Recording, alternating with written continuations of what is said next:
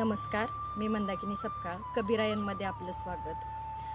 ज्या व्यक्तीबरोबर आपले विचार जुळत असतात त्या व्यक्तीच्या सहवासात आपल्याला नेहमीच प्रसन्न वाटते. सहवासाचा, संगतीचा परिणाम हा होतच असतो. संत कबीर म्हणतात, सज्जन से सज्जन मिले होवे दो दो बात, गहदा से गहदा मिले खावे दो दो लात. मराठी दोहा. सज्जनाला सज्जन भेटता होतील गप्पा गोष्टी, गाढवाशी गाढव मिळता दोन दोन लाता खाती. सज्जन, एखाद्या सज्जन माणसाला दुसरा सज्जन माणूस भेटला तर त्या दोघांच्या मध्ये सदविचारांची देवाणघेवाण होईल, चांगल्या गप्पा गोष्टी होतील, चांगले निष्कर्ष निघतील, समाजाला उपयोगी पडतील अशा विचारांची त्यांच्यातून देवाणघेवाण होईल. या उलट दोन गाढव एकमेकांना भेटले तर ते दोन गाढव एकमेकांना लाथाच मारतील.